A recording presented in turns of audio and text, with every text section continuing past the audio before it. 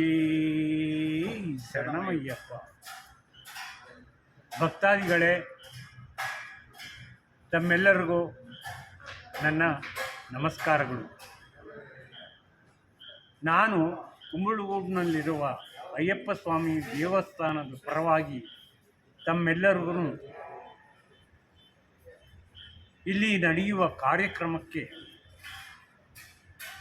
ದಯವಿಟ್ಟು ಬರಬೇಕಾಗಿ ಬೇಡ್ಕೊಳ್ತಾ ಇದ್ದೀನಿ. ಅದು ಏನಪ್ಪ ಅಂದರೆ 9ನೇ ತಾರೀಕು ಈ ದೇವಸ್ಥಾನದ ಮೊಬೈಲ್ ಆ್ಯಪ್ ಬಿಡುಗಡೆ ಆಗುತ್ತೆ.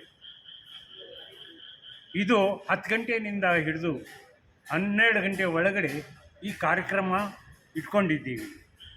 ಈ ಕಾರ್ಯಕ್ರಮಕ್ಕೆ ಗಣ್ಯ ವ್ಯಕ್ತಿಗಳು ಸಹ ಆಗಮಿಸ್ತಾ ಇದ್ದಾರೆ.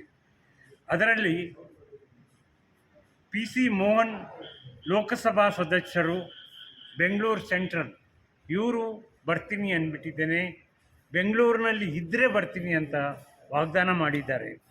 ಮತ್ತು ಸನ್ಮಾನ್ಯ ಶ್ರೀ ST ಸೋಮಶೇಖರ್ ಸಹಕಾರ ಸಚಿವರು, ಮೈಸೂರು ಜಿಲ್ಲೆ ಉಸ್ತುವಾರಿ ಸಚಿವರು, ಕರ್ನಾಟಕ ಸರ್ಕಾರ, ಇವರು ಮಾತ್ರ ನಮಗೆ ನಾನು ಬಂದೇ ಬರ್ತೀನಿ ಅಂದ್ಬಿಟ್ಟಿದ್ದೇನೆ ಭರವಸೆ ಕೊಟ್ಟಿದ್ದಾರೆ.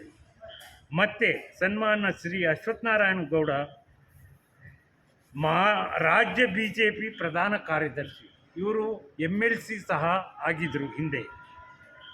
ಇವರ ಪರಿಚಯ ನನಗೆ ಸುಮಾರು 30 ವರ್ಷದಿಂದ ಇದೆ. ಈ ಗಣ್ಯ ವ್ಯಕ್ತಿಗಳೆಲ್ಲ ಈ ಒಂದು ಕಾರ್ಯಕ್ರಮಕ್ಕೆ ಬರ್ತಾ ಇದ್ದಾರೆ.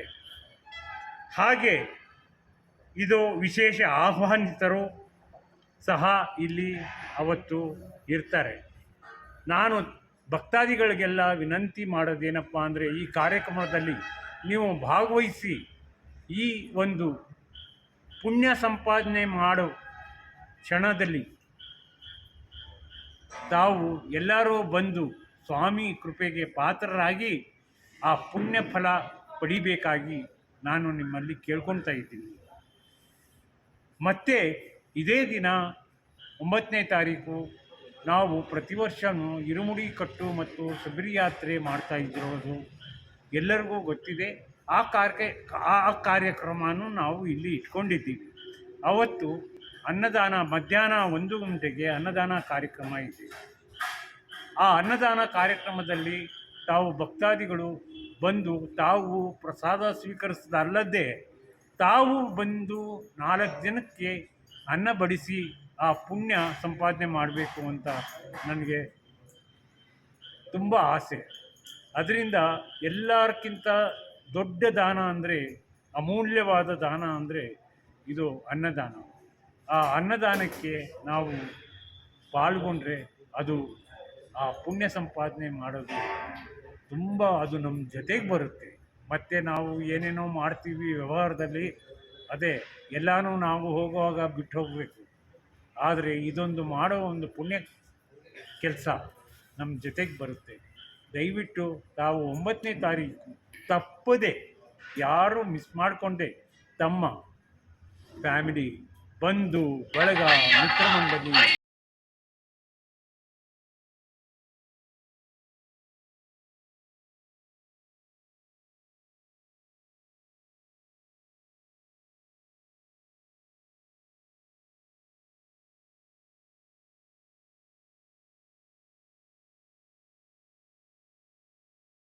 ಒಂಬತ್ತನೇ ತಾರೀಕು ಈ ಸನ್ಮಾನ ಸಮಾರಂಭ ಈ ಅಯ್ಯಪ್ಪ ಸ್ವಾಮಿ ದೇವಸ್ಥಾನದಲ್ಲಿ ನಮ್ಮ ಗುರುಗಳಾದಂತಹ ಕೃಷ್ಣಸ್ವಾಮಿ ಅವರು ಈ ದೇವಸ್ಥಾನಕ್ಕೋಸ್ಕರ ತುಂಬಾ ಅಭಿವೃದ್ಧಿ ಮಾಡಿದ್ದಾರೆ. ಈ ದೇವಸ್ಥಾನದಲ್ಲಿ ನಮ್ಮ ಕೃಷ್ಣ ಸಾರ್ ಅಂತಂದರೆ ಇಡೀ ನಮ್ಮ ಸುತ್ತಮುತ್ತ ಹಳ್ಳಿಗೇನೆ ಒಂದು ಹೆಸರಾಂತ ದೇವರಿದ್ದ ಹಾಗೆ.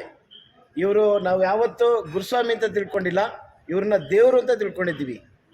ಆ ದೇವರು ಅಂದರೆ ಆ ಅಯ್ಯಪ್ಪನೇ ಭಗವಾನ್ ಶ್ರೀ ಸ್ವಾಮಿ ಶರಣಮಯ್ಯಪ್ಪ. ಇವ್ರನ್ನ ನ್ಯಾಲ್ಗೆಲಿ ಏನು ನುಡಿತಾರೋ ಅದು ಇಲ್ಲಿ ಆಗುತ್ತೆ ಅನ್ನೋದು ನಮಗೆ ಒಂದು ಭರವಸೆ ಇದೆ. ಮತ್ತು ಪ್ರತಿ ವರ್ಷವೂ ಅಷ್ಟೇ, ಒಂದು ಸುಮಾರು ಇಲ್ಲಿಂದ ಒಂದು 15 ವರ್ಷ ಆಯಿತು.